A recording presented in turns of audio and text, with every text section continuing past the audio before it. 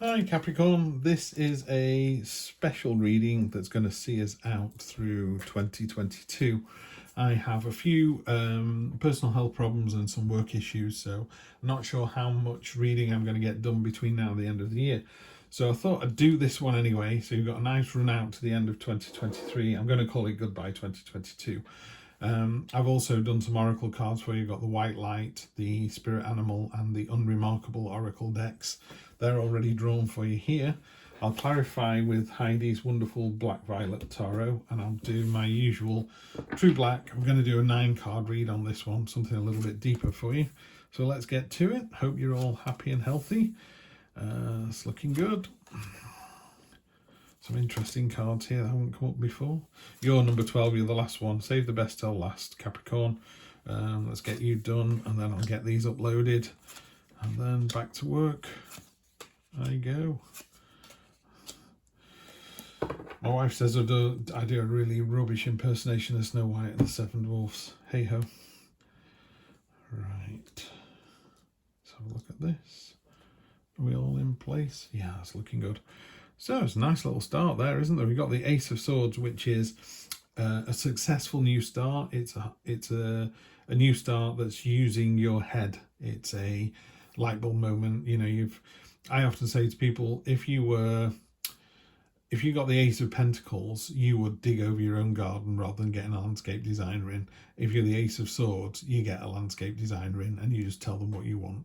You know, yours is about the head, the mind, the brain, the clarity, just going, I need this, doing like this, this, and this, then walking away. Yeah, you don't need to do it, you just need to have the idea. So this is boom, light bulb moment's gone on. It's fantastic. It's not without its negatives. As you can see, as the sword has cut through, it's actually cut through some of the bouquets. It's come through as well. So just be careful of that. Sometimes you go, I've got a great idea, we're all going to do this, we're all going to Hong Kong, I've got the tickets and we fly tomorrow. And everybody goes, you lost me at Hong Kong, you know, and it's like the idea is great. The speed at which you're doing it is maybe less so. Anyway, before we get a little bit further, I should have done energy on the bottom is the King of Pentacles, which is the entrepreneur card, stamina, tenacity, really rolling up your sleeves and kind of saying, check me out, this is what I do. He's pointing to, you know, what a great job he's done. Great energy to sort of round out the reading across the bottom there. So you've got the Ace, which is new start, but it's kind of headspace, kind of, I've got a new idea. Then you've got the Three of Swords, which is the heartbreak card. It's talking about healing. You know, either you've broken somebody's heart and you need to make amends, and make amends isn't the right word. You just need to be clear in your intent. And I always think the easiest thing to do is, if you're sat with a partner now, look across at them and just think, am I going to be with this person in 5 years' time? And in a nanosecond, your brain will go, yeah, or it'll go, no. Not in any mean kind of way. Literally, it's just like betting on black or red. And the spinning the wheel, are you going to back black or red? And you just go red. I mean black. No, I mean red. Too late, it's gone. So I did that once many years ago. I'm on my second and final wife. And I remember thinking, she said, where do you think we'll be in the year 2000? It couldn't have been 2000, or wasn't that? Yeah, maybe it was. Year 2000. And I remember in my head just thinking, not with you. Just straight away, I just thought, not with you. And we were just never supposed to be together. I mean, maybe maybe the universe wanted us to be together so I could learn from it and be a better person, blah, blah, blah. And that certainly worked. I'm a lot happier now. So that's what the Three of Swords is about. It's about that sort of, if you're not supposed to be with someone, or you finish with someone and you know it was the right thing to do, but they're still heartbroken, maybe you need to reach out to them and go, you know, I'm sorry you still feel that way. Trust me, nothing's going to happen. Equally, it may be you. Maybe you're hanging your nose over an ex and just going, I can't believe that they're with this person. They've now got a family together. I still miss them dearly. Well, that ship has sailed. You know, you weren't. The universe knows that you weren't supposed to be with that person. Yeah. And if you go, oh, they don't really love that person, they're only doing it for the money, that's fine. And that makes them that kind of person anyway. The universe wants you to have the life it wants you to have, not somebody else's. Okay. So all you need to do with that card is work out, are you the heartbreaker or the heartbreakee?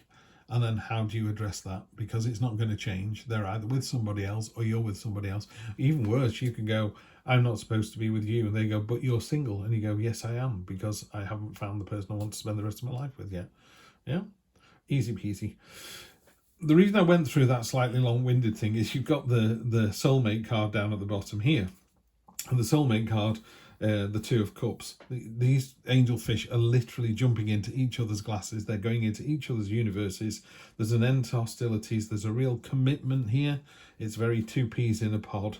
You know, people, you know, when you look at relationships and go, wow, those two are going to stay married forever. You know, that's the relationship here.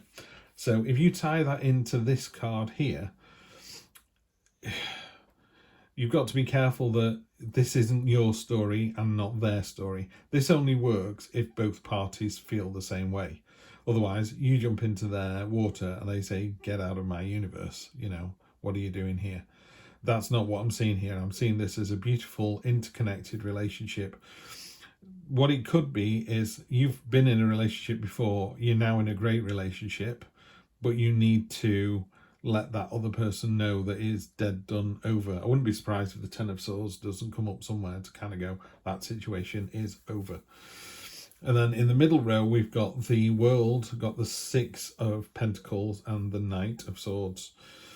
So I'm actually going to go this way this time because it makes more sense, but it does change that dynamic there. If we read it this way, you're in a happy, loving relationship, but there is some heartbreak somewhere, and then there's a new start.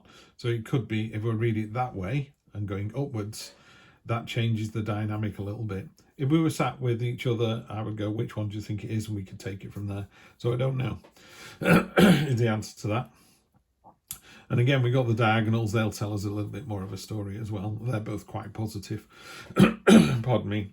So the World card, she's come up a few times now. When the Fool goes on his journey, the last card he meets in the Major Arcana is the World. And it's a portal he steps through and levels up, goes back around and starts again. So it's the last card in the Major Arcana, and it's the sort of journey's end for the Fool. So there's part of it is that you've come to the end of this particular journey, this particular relationship situation, you know, job role or whatever. So you've reached that. Doesn't mean to say it ends. It just means you then level up. So you go from being an associate art worker to a middleweight art worker to a senior art worker to a studio manager, you know, and work your way up through the ranks like that. So it's going from one of those roles to another. But let's go from the bottom here as well. So we've got the Knight of Swords. This is my speedboat on a pond. He's all enthusiastic and come on, let's go. I've got 2 swords, no shield, no armor. I'm all about speed and impetus and momentum, which is great. Really drags people along with his enthusiasm. We just got to be careful we don't lose the message in all of this kerfuffle. You know, it's like, whoa, steady on, steady on. This is a really interesting card in the middle. There's actually 6 coins here. It's hard to see those. There's 3 really worn, dirty, unused ones and 3 at the top. So it's almost like you're only using half of your potential. The other half is sat there being unrecognised, unused. So I'm wondering what that's about. So I would just be careful of that energy there. It's about, there's an imbalance somewhere. So you just need to just look at it and you know, I could be right, I could be wrong, but just have a look. We'll clarify and see where that takes us. Down here, you've got the 10 of Pentacles, the 8 of Swords, and then the 10 of Wands. 10 of Pentacles is this lovely, generational, confident, abundant, reassuring card. It's someone who, if this was a family, they would be like the Waltons, you know, lovely, happy family. Yeah, they have a few issues, but they love each other to bits. They all look after each other. Look has a way of finding them out, you know, even if they're having a tough time. And there's always a moral in the Waltons, isn't there? There's some moral at the end of the story, but they're almost like a goody good family, too good to be true. And that's what this card is almost like. It's too good to be true, but it's not. It's a well-deserved card, and it is the exact opposite of a scarcity mindset. It's an abundant, positive mindset. You know you've got money, you know you've got happiness, you know you've got health, you know you've got your family behind you, you know your job's really good. And you know if any of those things changed, they would only change for the better. It's a fantastically positive attitude to have. Love it, love it, love it. In the middle here, you've got some sort of test. This is called the Crucible card in this particular deck. And it's about, you've really been put through the ringer. There's a couple of other cards that have fallen by the wayside. In a relationship, it could be a personal relationship could be very trying. In a business relationship, you could be really being thrown under the bus and having to work all hours, but you come out of it on the other side victorious.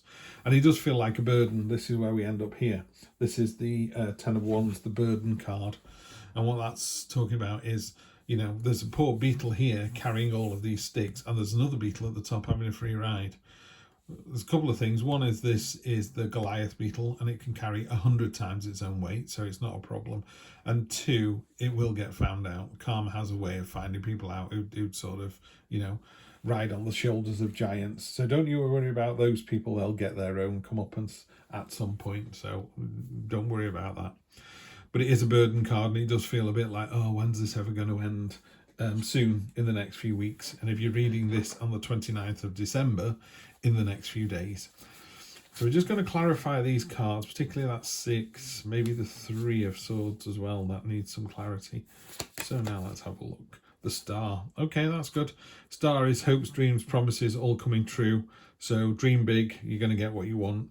It's a card of being in tune with your subconscious and conscious as well. So is it what you want? And then in brackets, what you really, really want. Yeah, and don't start the song. I always do that whenever I say that phrase.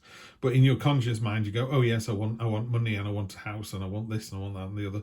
And your subconscious goes, you just want to be loved. And it's like, oh yeah, so I do. Yeah.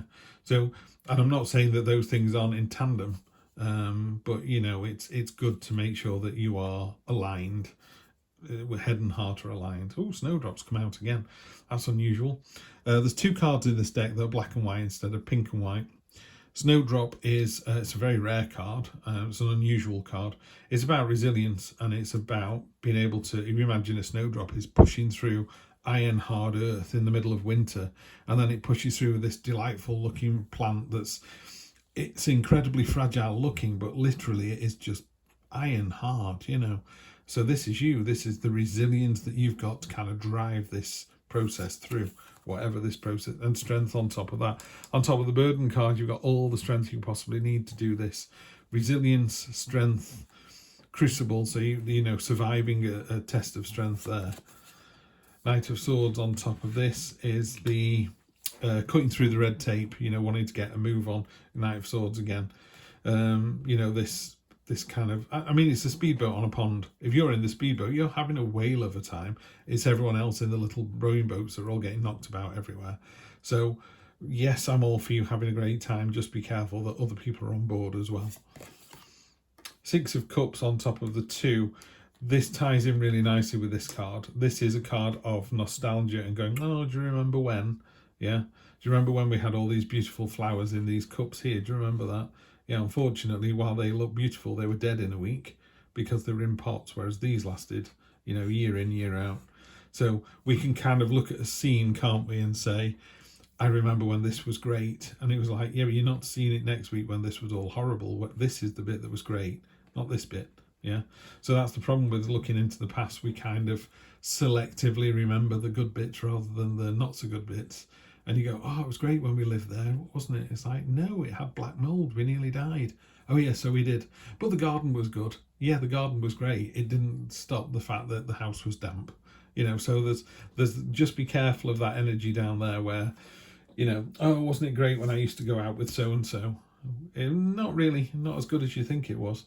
That's not to say that you can't use some of those and go, because our experiences define us. So maybe you did have a good time with so-and-so, but there's a reason you're not with them any longer. 5 of Wands on top of the world. Yeah, you leveled up, and there's a sense that there's a learning experience coming from that. There's some newbies maybe on the team, or it could be a love rival on the horizon. And there's just a little bit of sort of jabbiness, a little bit of friction around this situation. Let's call it that. Ace of Swords on top of the Crucible. So not only did you pass the test, it was very, very successful. There's a laurel wreath there, which is, plaudits and reward Ace of Swords, the same as the Ace of Swords under here, isn't it? And there's the Ace of Swords again. So you got it twice now. It's a real light bulb moment, a real moment of clarity. Somebody watching this reading is nodding their head going, I know what this is. I know exactly what he's talking about. I can't answer that because it's a general reading. But with two Aces of Swords, the fact you've got two aces and they're the same card, to me, it's the universe doubling down and going, this is exactly what we want to talk about. So let's do, I don't normally do this, but let's have a look at the Ace of Swords in here, shall we? And see what it says. There we go, almost there. Right, Ace of Swords. The Ace of Swords ushers in a whole new burst of intellectual energy that empowers you to move forward with confidence and skill, equipped to take on any challenge that comes your way. The way ahead may be challenging, some of the more formative periods in our lives often are, but you're capable of overcoming any obstacles once you set your mind to it. Really powerful energy, that. I'd love to see that for you. And we have down at the bottom, Eight of Cups. If something doesn't serve you, you just need to move away from it. It's a really nice card, this one. You know, you're in the nest. All the other chicks have flown away. You're left on your own. The mother's gone. You're going to starve to death, you know, unless you learn to fly. So you need to learn to fly. And you do it, and quite happily. And then 2 days later, you're flying around, eating worms and bugs, living the life of Riley. Yeah. So if you want worms and bugs, this is your card, the Eight of Cups. But in the real world, when you're not the bird, it is just moving away quite happily from a situation. Not cross about this. It's like, yeah, I know they're full with milkshake, or they're full with beer or vodka or water or wine, whatever they're filled with. It doesn't serve me. You know, I don't need any of those things anymore. What I need is elsewhere. So I'm going to go elsewhere. And you're doing it in quite a comfortable way. It's not like, oh, I've got to leave my job and go and find another one. It's like, I've learned all I can here. Love the team, love being here, love the place, gonna miss it. Time to go on the new adventure. On top of the healing card, you just need to have a sit down with one of your mates. One of your mates is going to tell you the answer to this. Preferably someone older than you or someone with more experience about the particular situation. But that's what it's about. Very definitely, that's what it's about. So, yeah, get the advice of somebody else, because obviously this is a general read. Right, we've got Beta of Spirit Wolf. We have B Spirit, Sweet Results Await, and we have the Shadow.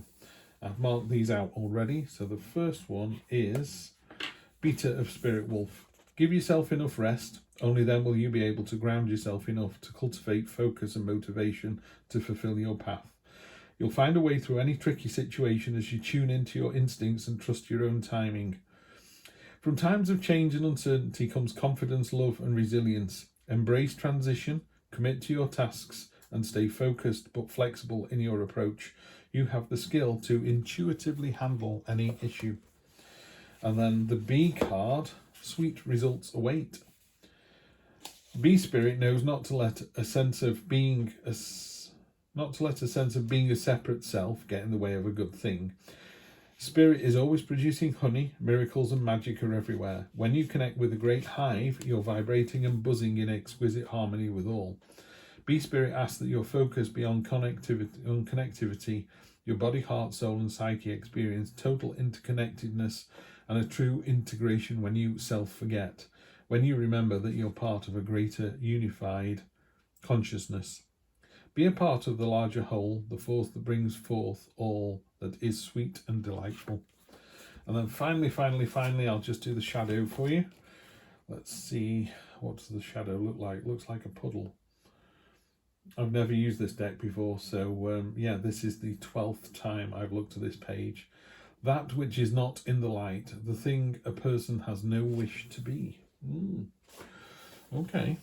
So if I was reading that intuitively, I would say we all have an inherent kind of good side and bad side. It wants you to respect the bad side and then kick it into touch. Yeah. So, you know, all of us have the potential to be a serial killer, but not all of us are serial killers. Yeah. It's as simple as that. That's a bit heavy for the end of a reading, isn't it? Let's just go with something a bit nicer then. You got that lovely resilience up at the top there and 2 Ace of Swords. Yeah, you've got all the power you need to do whatever you need to do. Just get on and do it. Like I said at the start, not sure how many readings I'll get in between now and the end of the year. So for those of you that do celebrate, happy holidays, and I will see you in 2023. Take care.